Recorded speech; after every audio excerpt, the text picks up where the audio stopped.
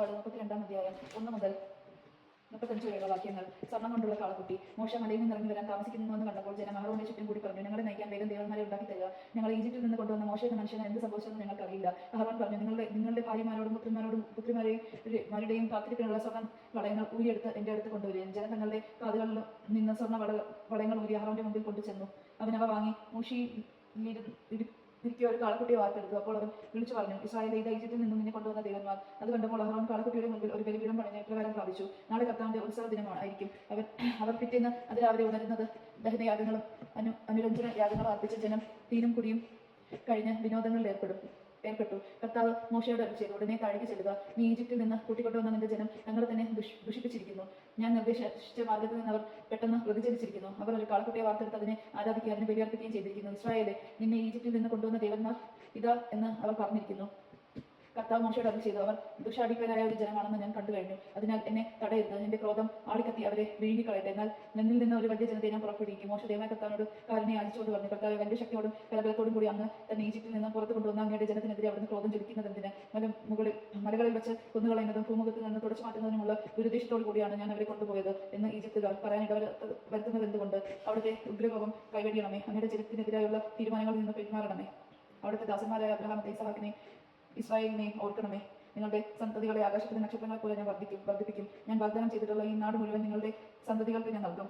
അവർ അതെന്നേക്ക് കൈവശമാക്കുകയും ചെയ്യും എന്ന് അവിടുന്ന് തന്നെ ശബ്ദം ചെയ്ത് പറഞ്ഞിട്ടുണ്ടല്ലോ. കർത്താവ് ശാന്തനായി തന്റെ ജനത്തിനെതിരായുള്ള തീരുമാനങ്ങളിൽ അവിടുന്ന് പിന്മാറി.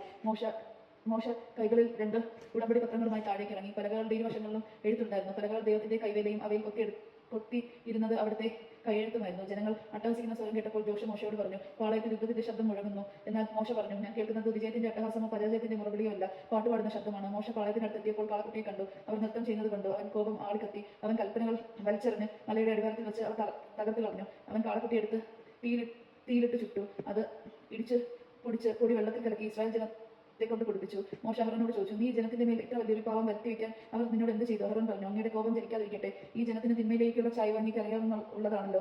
അവർ എന്നോട് പറഞ്ഞു, ഞങ്ങളെ നയിക്കാൻ ഞങ്ങൾക്ക് ദേവന്മാരെ ഉണ്ടാക്കി തരിക. എന്തെന്നാൽ ഈജിപ്തിൽ നിന്ന് ഞങ്ങളെ കൊണ്ടുവന്ന മോശ എന്ന മനുഷ്യൻ എന്ത് സംഭവിച്ചെന്ന് ഞങ്ങൾക്ക് അറിയില്ല.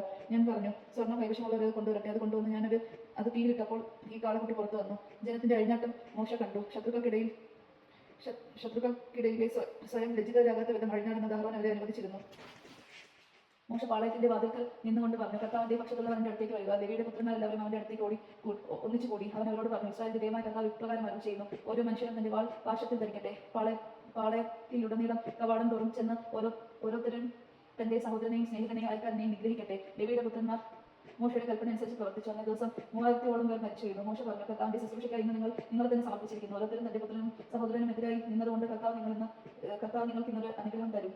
പിറ്റേ ദിവസം മോശ ജനത്തോട് പറഞ്ഞു, നിങ്ങൾ കഠിന പാപം ചെയ്തിരിക്കുന്നു. ഞാനിപ്പോൾ കർത്താവിന്റെ അടുത്തേക്ക് കയറിച്ചില്ല. നിങ്ങളുടെ പാപത്തിനും പരിഹാരം ചെയ്യാൻ എനിക്ക് കഴിഞ്ഞേക്കും. മോശ കർത്താവിന്റെ അടുത്ത് തിരിച്ചു ചെന്ന് പറഞ്ഞു, ഈ ജനം ഒരു വലിയ പാപം ചെയ്തു പോയി. അവർ തങ്ങൾക്കായി സ്വർണ്ണം കൊണ്ട് ദൈവമാരെ നിർമ്മിച്ചു. അവിടുന്ന് കനിഞ്ഞ് അവരോട് പാപം ക്ഷമിക്കണം, അല്ലെങ്കിൽ അവിടുന്ന് എഴുതിയിട്ടുള്ള പുസ്തകത്തിൽ നിന്ന് എന്റെ പേര് മായ്ച്ചു കളഞ്ഞാലും. അപ്പോൾ കർത്താവ് മോശയോട് പറഞ്ഞു, എനിക്കെതിരായി പാപം ചെയ്യുന്നവനെയാണ് എന്റെ പുസ്തകത്തിൽ നിന്ന് ഞാൻ തുടച്ച് നീക്കുക. നീ പോയി ഞാൻ നിന്നോട് പറഞ്ഞിട്ടുള്ള സ്ഥലത്തേക്കും ജനത്തെ നയിക്കുക. എന്റെ ദൂതൻ നിന്റെ മുൻപേ പോകും. എങ്കിലും ഞാൻ അവരെ സന്ദർശിക്കുന്ന ദിവസം അവരുടെ പാവങ്ങളെ പ്രതി അവരെ ശിക്ഷിക്കും. കാളക്കുട്ടിയെ നിർമ്മിക്കാൻ അവർ അഹ്റോനെ നിർബന്ധിച്ചതിനാൽ കർത്താവ് അവരുടെ മേൽ മഹാമാരി അയച്ചു. ദൈവജമാണ് നാം കേട്ടത്. നമുക്ക് ദൈവത്തെ സ്തുതിക്കാം. ക്രിസ്ത്യാനിക്ക് സ്തുതി.